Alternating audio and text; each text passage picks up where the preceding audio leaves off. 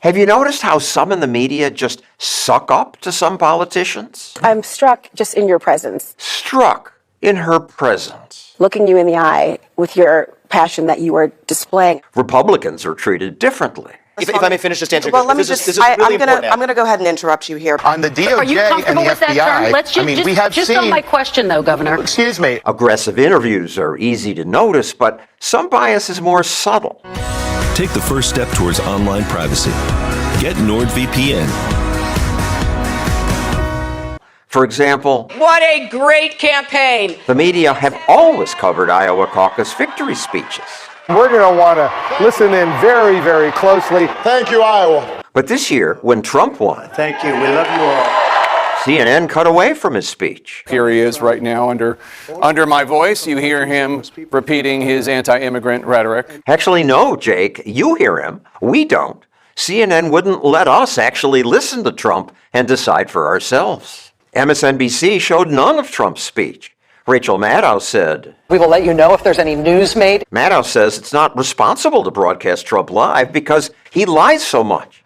But we reporters can point that out instead of cutting away when he talks. I've repeatedly reported on Trump's lies. Trump lies even about unimportant things like the crowd at his inauguration, the ratings of his TV show. But Biden lies too. Here he lies about doing well in law school. Ended up in the top half of my class. Biden now concedes he did not graduate in the top half of his law school class. He also lied when he said, I have never discussed with my son or my brother or anyone else anything having to do with their businesses, period. I shouldn't be surprised that the media treat Republicans differently. For every Republican in newsrooms, there are 10 Democrats. And now NPR has actually hired this woman to be its new CEO. She not only tweeted, Trump's a racist, but during BLM looting said, sure, looting is counterproductive, but it's fine because what they're looting comes from a system of oppression. She's now the boss of government-funded radio? Yes. Here's another example. The governor of Texas refuses to give in to federal law. Recently, reporters suddenly got very upset about rule of law. The governor of Texas refuses to give in to federal law. The media can't believe that Texas politicians put up a fence and won't remove it even after the feds told them to.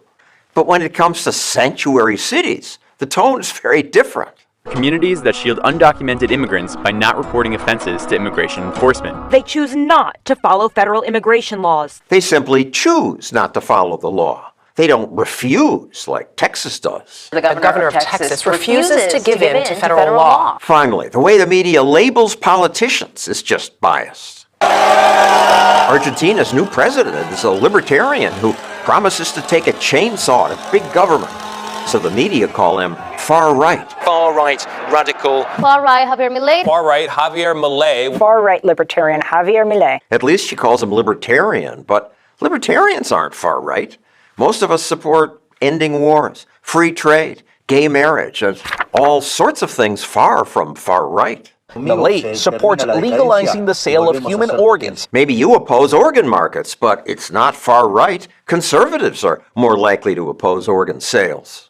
The shallow media just label anyone who doesn't agree with them right-wing. Argentina elected a right-wing former TV host. Far-right. Far-right and Trump-like. Donald Trump of Argentina. He makes Trump almost look like a conventional political candidate. He is nothing like Trump. Economist Daniel DiMartino points out that Milei's policies are very different from Trump's. The only thing that's similar to Trump is that he went against the establishment. He's funny in his speeches. He's charismatic. He has crazy hair. But that's it. I mean, this is a guy who's for free trade. This is a guy with very set on principles, who's very smart on economics. The media eagerly cover protesters who oppose Milei's cutting the size of government. Thousands are attending at demonstrations opposing his drastic cuts to public spending. Media call most any budget cut drastic, slash and burn, astronomical, draconian. But at least in Argentina, the proposed cuts are big. A lot of people don't like this. Unions are protesting. In Argentina, it's very popular to protest and block streets. It's the second protest against him this month. But President Milei did something different because some union members get welfare payments. He said that anybody who blocks a street illegally will lose all welfare benefits. Guess what happened? No streets were blocked. Who knew that protesters blocking streets could be stopped by threatening their government handouts? You won't hear it from the leftist media. Libertarians get trashed. Republicans get interrupted and their speeches cut off. But Democrats largely get a pass, even if you can't tell what they say. Beer brewed here, it is used to make the brew beer in this refinery. Oh, Earth Rider, thanks for the Great Lakes. But there is some good news. Today, more people ignore leftist media. CNN's primetime viewership fell behind the History channels recently. More people now get their news from independent journalists who publish in places like Substack and YouTube. Like us, it's a good trend because we're more thoughtful than the silly people on TV. Mr. President, what did you order? Chocolate chip. Oh, yeah.